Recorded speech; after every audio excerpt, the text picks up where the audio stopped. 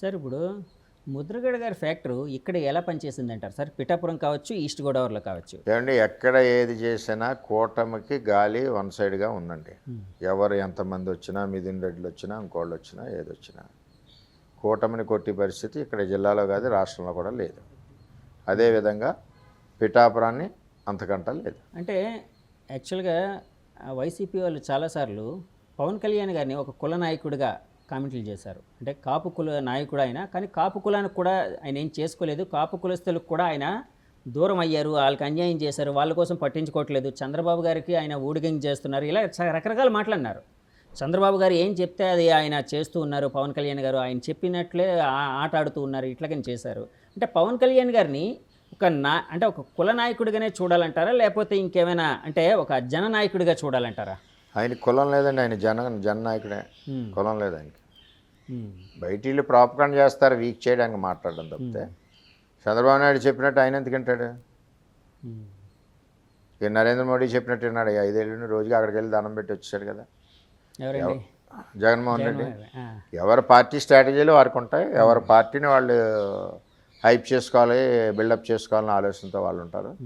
ఆ పొలిటికల్ సినారీలో ఇప్పుడు ఆయన ఎదుగుతున్నాడు కాబట్టి అతనికి ఏదో ముద్రేసి ఆ పార్టీని వీక్ చేయాలి, పవన్ కళ్యాణ్ గారి పార్టీని అని వైసీపీ యొక్క దురుద్దేశం తప్పితే ఆయనకి ఆయన క్యారెక్టర్ కానీ, ఆయన సంప్రదాయం, ఆయన పద్ధతి కానీ వాళ్ళు అనుకునేది అన్నది ఎక్కడా లేదు. దానికి అన్నిటికీ విరుద్ధం. సార్ ఆ మధ్య ముద్రగడ పద్మనాభం గారు పవన్ కళ్యాణ్ గారిని ఎలాగైనా ఓడిస్తాను, ఒకవేళ నేను ఓడించలేకపోతే నా పేరుని పద్మనాభరెడ్డిగా మార్చుకుంటాను అన్నారు. మీరేంచి ఆల్రెడీ మా పవన్ కళ్యాణ్ గారు గెలిచారు, జస్ట్ సంతకం పెట్టిన సర్టిఫికేట్ ఒకటే రావడం అంటున్నారు. ఏంటి సార్ అయితే పేరు మీద ఏమంటారు? ఎవరి పేర్లు వాళ్ళు ఇష్టం. నా పేరు నేను మార్చుకుంటే నేను చంద్రబాబు నాయుడు నేను పెట్టుకుంటే నన్ను వద్దని ఏమంటారు? ఎవరి పేరు వాళ్ళు ఇష్టం. అంటే ఆ కామెంట్ని ఎలా చూడాలంటారు? అంటే ఆయన కసితో అన్నారా, లేకపోతే పవన్ కళ్యాణ్ గారి మీద ఏదైనా కోపంతో అన్నారంటారా? కామెంట్ ఎలాగనైనా ఇక్కడ పవన్ కళ్యాణ్ గారు గెలుస్తారు. ఎవరి పేరు వారి ఇష్టం. నా పేరు నా ఇష్టం, మీ పేరు మీ ఇష్టం. గెజెట్ నోటిఫికేషన్ చేయించుకోవాలి, అంతే ప్రొసీజర్. సో మీ నాయకులు ఏమైనా పేరు మార్చే ప్రాసెస్లో ఏమైనా చేస్తున్నారా సార్ ఆయనవి? మాకు పని ఏంటి?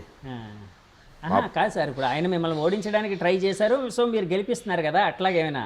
మేము గెలిపిస్తున్నాం. ఎవరి పేర్లు మార్చుకున్నా మాకు పని ఏంటి? మీరు మార్చుకోవచ్చు, నేను మార్చుకోవచ్చు, ఇంకోటి మార్చుకోవచ్చు, ఎవరి ఇష్టం వాళ్ళది. యాక్చువల్గా అప్పట్లో చాలా ఒక మాట అయితే వినిపించిందండి. యాక్చువల్గా ముద్రగడ పద్మనాభం గారు, అంటే మీకు ఈ ప్రాంతం కోసం బాగా తెలుసు కాబట్టి అడుగుతున్నాను, అంటే మీకు సంబంధం లేకపోయినా అడుగుతున్నాను. ముద్రగడ పద్మనాభం గారు పవన్ కళ్యాణ్ గారు వాళ్ళ ఇంటికి రాలేదని అలిగారు. ఒకప్పుడు అంటే చిరంజీవి గారే ఆయన స్వయంగా ఆయన ఇంటికి వెళ్ళినప్పుడు పవన్ కళ్యాణ్ గారు లాంటి వ్యక్తి నా దగ్గరికి రావాలి కానీ నేను ఆయన దగ్గరికి వెళ్ళడం ఏంటని అలిగారు. సో ఆయన్ని అంటే తర్వాత పరిణామాలు అన్నీ ఆయన్ని వైసీపీకి దగ్గర చేశాయి. సో స్ట్రాటజికల్గా వైసీపీకి కొంత హెల్ప్ చేయడం కోసం, లేకపోతే వైసీపీని గెలిపించడం కోసం, జగన్మోహన్ రెడ్డి గారిని మళ్ళీ సీఎం చేయడం కోసం ఆయన చాలా ట్రై చేశారు. చాలా ట్రై చేసి పవన్ కళ్యాణ్ గారిని ఓడించడాన్ని చాలా ప్రతిష్టాత్మకంగా తీసుకున్నారు. ఇలానే చాలా వినిపించేయండి. ఇప్పుడు ఇంటికి రావడం అన్నది, ఇప్పుడు నా ఇంటికి వచ్చారు పవన్ కళ్యాణ్ గారు, నా ఇంటికి రాకపోతే నేను పని చేయనా? కూటమి సిస్టమ్ ప్రకారం ఆయన 144 నియోజకవర్గాలకి ఆయన మాకు పల్లకీం వస్తుంటే, 21 నియోజకవర్గాలు తెలుగుదేశం పల్లకీం వస్తుంటే, అంటే పిలిపించుకుంటే ఎవరు రారు. ఆయన సంస్కారంగా, సంప్రదాయంగా, పద్ధతిగా మా దగ్గరికి వచ్చారు. ఒక స్టేట్మెంట్లో అయితే ఒకసారి అయితే ఈ వెర్షన్ పవన్ కళ్యాణ్ గారి దృష్టిలో లేదు.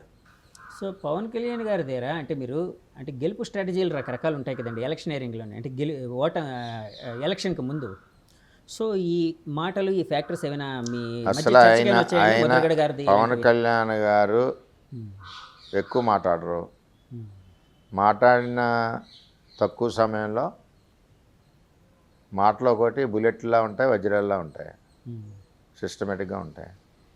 అంతేగాని ఒకరిని విమర్శించడం కానీ, ఇంకోళ్ళతో మాట్లాడడం కానీ లేదు. ఆయన రెచ్చగొడితే ఏదైనా మీటింగ్లో పొలిటికల్గా మాట్లాడవలసి వస్తే 100% మాట్లాడతారు. ఆయన చాలా సీరియస్గా కూడా మాట్లాడతారు. సార్ టీడీపీ, జనసేన, బీజేపీ, అంటే బీజేపీ లాస్ట్లో కలిసింది అండి. టీడీపీ, జనసేన కూటమి కలవకుండా, అంటే ఈ రెండు పార్టీలు కలవకుండా ఉండడం కోసం వైసీపీ వాళ్ళు రకరకాల స్ట్రాటజీలు, మైండ్ గేమ్లు ప్రయోగించారు, ఆడారు. మీరు దమ్ముంటే 170 స్థానాలు పోటీ చేయాలని మీకు సవాల్ విసిరారు, జనసేన వాళ్ళకి సవాల్ విసిరారు, పవన్ కళ్యాణ్ గారికి సవాల్ విసిరారు. ఇలాగా ఈ స్ట్రాటజీలు ఇవన్నీని ఒకవేళ వాళ్ళు చెప్పినట్టు మీరు కలిసి ఒకవేళ పోటీ చేయకపోయి ఉంటే అంటే ఊహాజనితమైన ప్రశ్న సార్, ఇది చాలా ఊహాజనితమైన ప్రశ్న.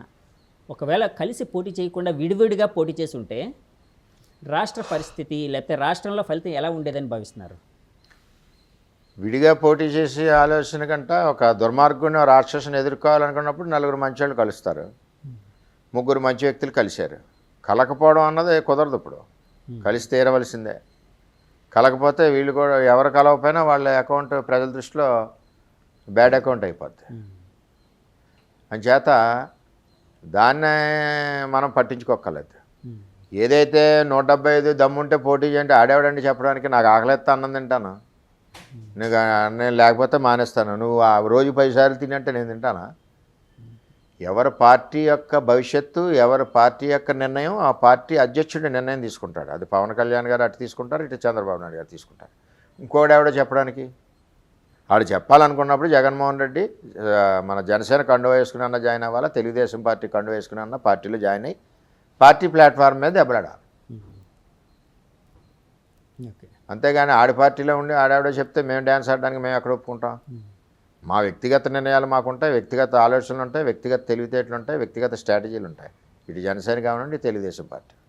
సార్, నిన్న మీడియాలో ఒక వార్త అయితే చూశాను. అంటే ఎగ్జిట్ పోల్స్ స్టార్ట్ అయినప్పటి నుంచి ఎగ్జిట్ పోల్స్ అంటే కూటమికి చాలా వాటిలో చూశాను, చాలా ఎగ్జిట్ పోల్స్ కూటమికే ఎక్కువ అధికారం వస్తుంది అని చెప్పి చాలా ఫేవర్గా వచ్చాయి కూటమికి. చాలా కొన్ని ఆరా మస్తాను ఇలాంటివి ఆరా వాళ్ళవి ఇలాంటివి కొన్ని అయితే వైసీపీ కూడా వాళ్ళే అధికారంలోకి రాబోతున్నారు, కూటమి అనుకున్నట్టు రాలేకపోతుందని 4-5 ఎగ్జిట్ పోల్స్ వాళ్ళకు కూడా వచ్చాయి.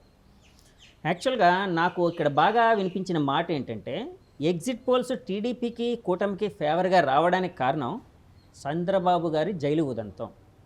ఆ జైలు ఉదంతం ఏదైతే ఉందో, ఆ ఫ్యాక్టర్ ఏదైతే ఉందో జనాల మైండ్ని కూటమి వైపు మళ్లించింది, సానుభూతి వచ్చేటట్టు చేసింది అని కొన్ని మాటలు అయితే వినిపించేయండి. ఒక సీనియర్ పొలిటీషియన్గా మీరు ఆ మాటతో ఏకీభవిస్తున్నారా? 100% ఎంచేదంటే 40 సంవత్సరాలు రాజకీయ జీవితంలో ఉండి మరి ఉమ్మడి రాష్ట్రంలో ముఖ్యమంత్రి చేసి, కొత్త రాష్ట్రంలో ముఖ్యమంత్రి చేసి, ఎన్నో సంక్షేమ పథకాలు ప్రవేశపెట్టి మచ్చ లేకుండా ఉన్న నాయకుడిని అన్యాయంగా ఏదో 5 ఏళ్ల క్రితం ఎఫ్ఐఆర్ కేసుని ఈవేళ ఎఫ్ఐఆర్ వేసి అరెస్ట్ చేయడాన్ని ప్రజలందరూ సహించలేదు. 100% ప్రజలు కోపంగా ఉన్నారు. దానికి తోడు పవన్ కళ్యాణ్ గారు కూడా అటువంటి నాయకుడిని, సీనియర్ నాయకుడు చంద్రబాబు నాయుడు గారిని అరెస్ట్ని ఆయన కూడా జీర్ణించుకోలేక ఆయన కూడా అన్యాయాన్ని ప్రశ్నించి తెలుగుదేశం పార్టీకి మద్దతు ఇచ్చారు. అంటే ఒక దుర్మార్గుడు పరిపాలన ఉన్నప్పుడు ఆటోమేటిక్గా దుర్మార్గుని ఎదిరించే వ్యక్తులందరూ కూడా మద్దతు వస్తుంది. అందులో భాగం పవన్ కళ్యాణ్ గారు. ఆయన కూడా ఆయన కూడా 30-40 సీట్లు తీసుకుంటారని మేము అందరం అనుకున్నాం. ఆయన కూడా ఎక్కడికక్కడ కాంప్రమైజ్ అయ్యి పొత్తు ఎక్కడ బ్రేక్ అవ్వకూడదని మరి ఆయన ముందుకెళ్ళడం జరిగింది. కానీ జనసేన నాయకుల మటుకు ఒక అసంతృప్తి అయితే ఉంది కదండి. ఎందుకంటే వాళ్ళు ఒక 50-60 ఎక్స్పెక్ట్ చేశారు, తర్వాత మినిమం ఒక 40-45 వస్తాయి అనుకున్నారు.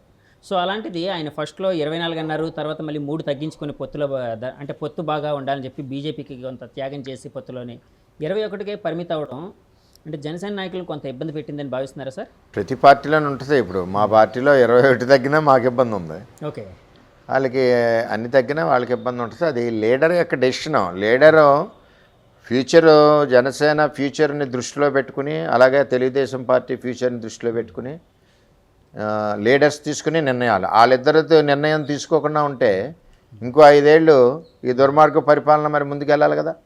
అంచేత వాళ్ళ నిర్ణయాలకి పార్టీలో ఉన్న వ్యక్తులందరం కూడా కట్టుబడి ఉండవలసిన బాధ్యత ఉంది. ఇబ్బందులు ఏమన్నా ఏ పార్టీ ప్రెసిడెంట్తో ఆ పార్టీ ఇన్ఛార్జీలు అవ్వచ్చు, దెబ్బలాడచ్చు, మాట్లాడచ్చు. మళ్ళీ అల్టిమేట్గా ఇక్కడ నేర్చుకోవాల్సింది ఏంటంటే, ఎవరన్నా రాజకీయాల్లో బాస్ ఈజ్ సుప్రీం, బాస్ ఆర్డర్స్ను ఒబే చేయవలసింది. మన ప్లీ, మన బాధ, మన ఎక్స్ప్రెషను తండ్రికి చెప్పుకోవాలి. నిర్ణయం తండ్రి.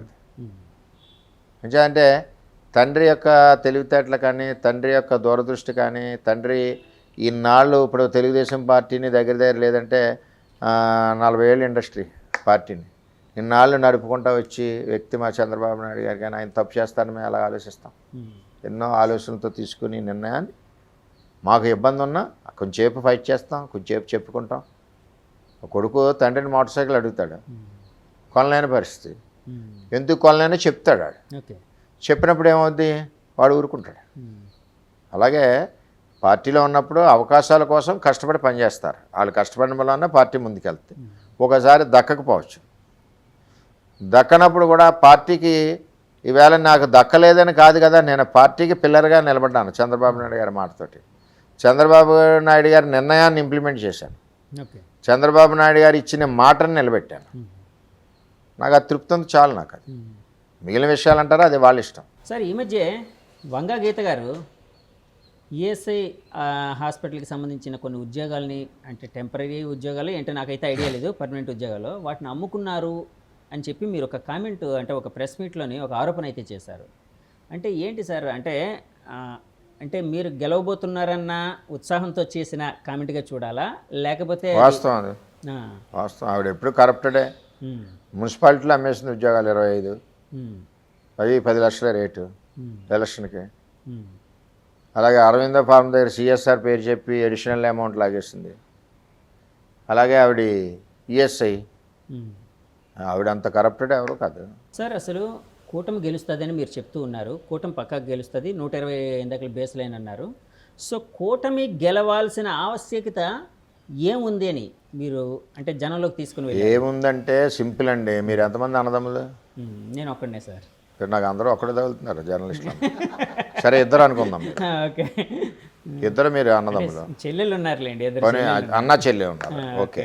మీ అమ్మగారు ఒళ్ళో చిన్నప్పుడు ఇద్దరు ఆడుకునేవారా, ఒకళ్ళు ఆడుకునేవారు? అందరూ ముగ్గురు ఆడుకునేవాళ్ళం. ఒడి అందరు సొంతం, అమ్మ ఒడి మనందరు సొంతం. ఈడొచ్చి ఒకళ్ళకే అంటున్నాడు. ఓకే. మీకేముంది, మీ అమ్మ ఒడిలో కూర్చునే అర్హత మీ చెల్లికి లేదంటున్నాడు, లేదా మీ చెల్లికి ఇస్తున్నాడు మీకు లేదంటున్నాడు. అప్పుడు ఈ బాలుడు తల్లిదండ్రి మీద ఏ విధంగా అక్కసు పెట్టుకుంటాడు? నా అక్క చదువుకుంటుంది, నా చెల్లి చదువుకుంటుంది, నాకేమో చదవడానికి ఆడు డబ్బులు ఇవ్వలేదని అమ్మ ఒడిని ఎడగొట్టాడు. అమ్మ ఒడి ఒకరికే సొంతం, ఇద్దరికి కాదన్నాడు. అటువంటిది చంద్రబాబు పవన్ కళ్యాణ్ గారు ఏం చేశారంటే, అమ్మ ఒడి అన్నది అందరి పిల్లల సొంతం. ఆ ఆప్యాయత, ప్రేమ, ఆ అనురాగం అంతా అమ్మ ఒడిలో ఉంటుంది చిన్నప్పుడు. సో అమ్మ ఒడిని విడగొట్టి అమ్మ ప్రేమను కూడా విడగొట్టారని ఆరోపణ సార్. అది చంద్రబాబు పవన్ అమ్మ ఒడి అందరి పిల్లలది. అమ్మ అందరి పిల్లల్ని సమానంగా చూస్తుంది. అందుకనే తల్లికి వందనం 15,000